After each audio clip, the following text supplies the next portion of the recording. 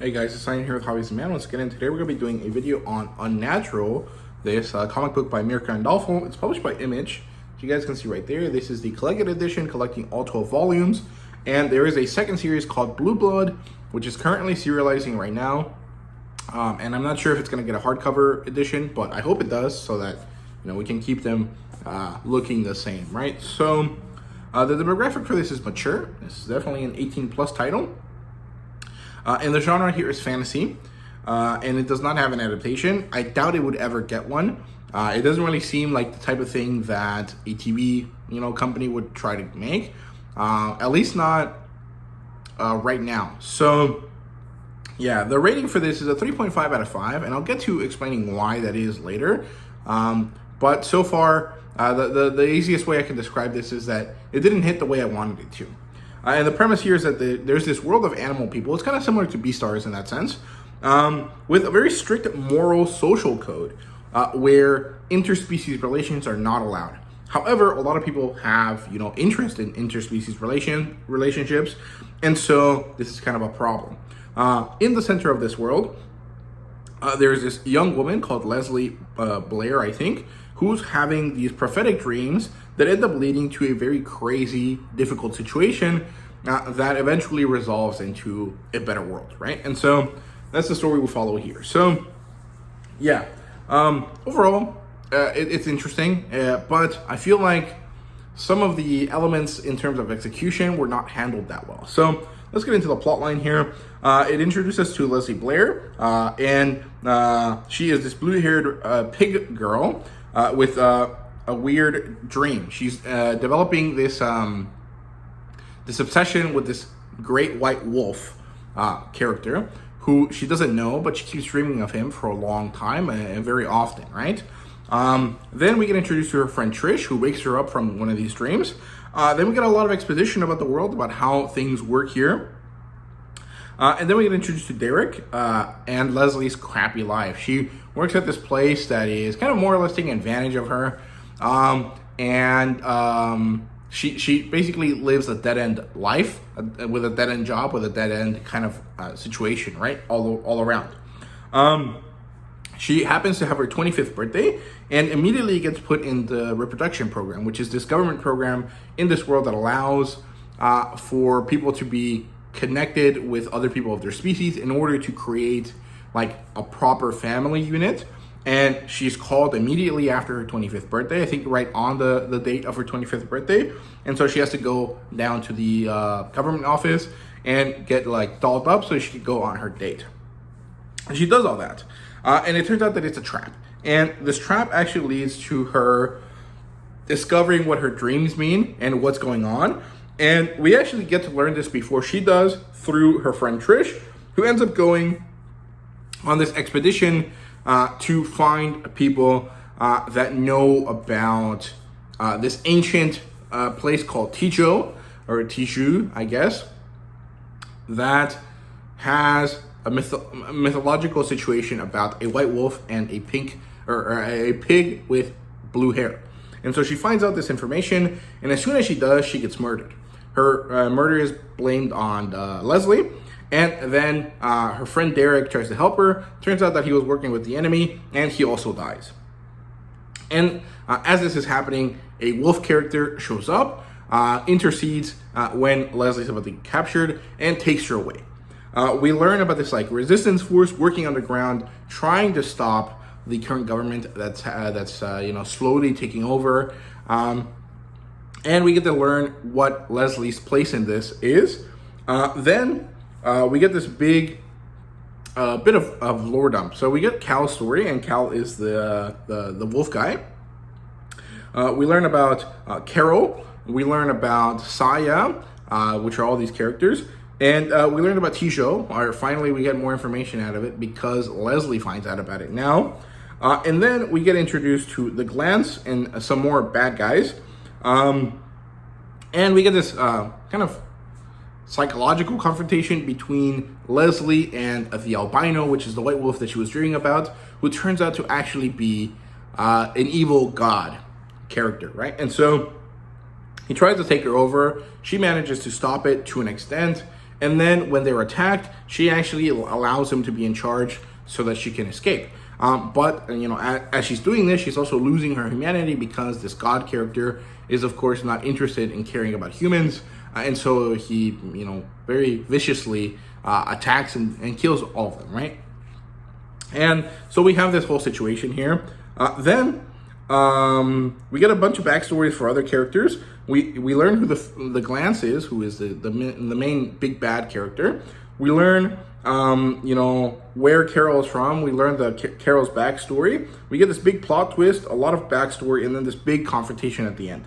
And shit hits the fan. But then it's all very kind of quickly, almost insanely quickly, resolution. So like the story is like slowly building up, and then it goes to shit really quickly, and then immediately it's put back into its little box, and the resolution happens. And I think partially that is the big problem that I have with this story. First of all, there's a lot of moving pieces in the story, and I don't think that Mirka Andolfo manages to weave them all that well into a coherent, single story out of a bunch of different separate side stories.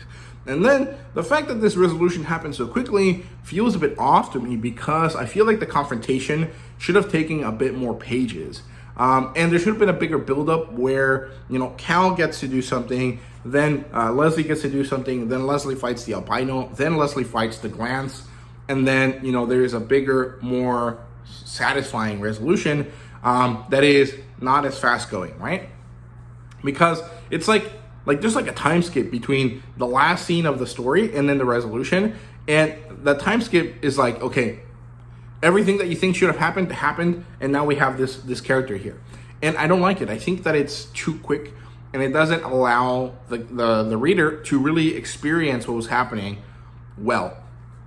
And the fact that, it wasn't weaved that well feels a bit cumbersome to read. And also, I feel like sometimes a lot of things happen purely for the sake of them happening so that we can move on to the next plot point. Now, technically, every story is like that, right? But in this case, Mirka Andolfo didn't do a good job at hiding that fact, which is, what usually happens with good writers, right? They manage to massage the situation in such a way that, yes, everything happened because I felt like it happened, but there is a certain veneer of this is just how life is, right? And I don't think Mirka Andolfo managed to give that veneer enough, substance. So that's kind of my issue here. In terms of characters, we have Leslie and Trish and Derek, and then Jones, who is the first antagonist we meet. Then we have Cal, Saya, who is a tertiary antagonist, Carol, who is the leader of the revolution, basically. Then we have the albino, who is the biggest antagonist, the Glance, who's the antagonist that we actually fight, and then this lion dude, who is connected to the Glance, and Jones's dad, and I can't remember his name, but he's also connected to the Glance. And the Glance is this character here, right there, and that's the albino and Cal, and then that's Leslie, Saya, Trish, Derek is back there, and Carol's back there. So that's what the characters look like. And overall, the character work was fine. The Glance's backstory is probably the best one, especially when it involves Carol and the betrayal that she that she feels when that happens, right? Overall, I think the character work was good. I think the plotline work was not as good as it could have been. I wouldn't say bad. I just don't think that it was up to par with what I expect from a great writer, right? In terms of world building, we learned about Tijo. We learned that this society is kind of animal farm based. I was really trying to think of this as a Beastars kind of alternate universe, but it's actually more like an Animal Farm alternate universe where you take the idea of okay, the society exists thanks to intelligent animals, and then where does that society go? That is what this feels like, and it also has that kind of Beastars thing where it's these characters, because they're animals, have animal instincts, and that's gonna reflect what Mirka Andolfo wants to say about humanity, right? And so it's kind of like that. And it does manage to be both like Beastars and Animal Farm, but given that they directly reference Animal Farm, I would say that it is more in the Animal Farm camp of things, right? Animal Farm is a great book, so I definitely recommend you guys read it. and you might get a little bit more appreciation for Unnatural out of it, but I'm not really sure. In terms of artwork, it's great. I really love Mirka Andolfo's art. Her style is great, and the coloring on it is also really, really good. I love the pinks and blues. They're not necessarily my favorite colors, but they work really, really well in this book, and I like that. And then in terms of fan service, there's a lot of it. There's a lot of situations where there's just like titties and ass all over the place, and all of it looks good. Thanks to Mirka Andolfo's great artwork. However, sometimes it felt like maybe it's not necessary, because the story isn't about sexuality. The story is about like government control, and also maybe more of the idea of love, not necessarily like lust, right? And so sometimes I felt like I really enjoy this bit of fan service here, this bit of TNA, but it doesn't really matter to the story. However, Mirka Andolfo's like style involves a lot of eroticism, so it's totally fair for it to be there. I just don't think that it really works all the time, but it looks good, so there's no problems with that. And then in terms of a rating, it's a 3.5 out of 5, and I basically explained it earlier. The issue primarily is that the plot line is not as solid as I really wish it was. And it really feels bad, because I really like Mirka Andolfo's creator-owned work, especially when she draws it herself, right? But I have experienced her not so good writing through the Red Sonja series, and this really leans more into that side of things compared to like Sweet Paprika, which is by far probably her best writing, or maybe her second best writing, after this other book that I'm going to review here shortly. And so I think that ultimately, although the packaging of the book is great, the plot line is not handled the best, and so that's why it's a 3.5 out of 5. If this was maybe 1 or 2 issues longer, and also maybe had a different writer come in and try to help Mirka Andolfo mold this story into a more linear or maybe more like well-weaved story, I think it would have been a perfect 5 out of 5. But it's not, so it's a 3.5 out of 5. And those are my thoughts on Unnatural. If you guys enjoyed this video, please leave a like, subscribe, and comment down below. Let me know your thought, and thank you guys so much for watching, and see you guys later.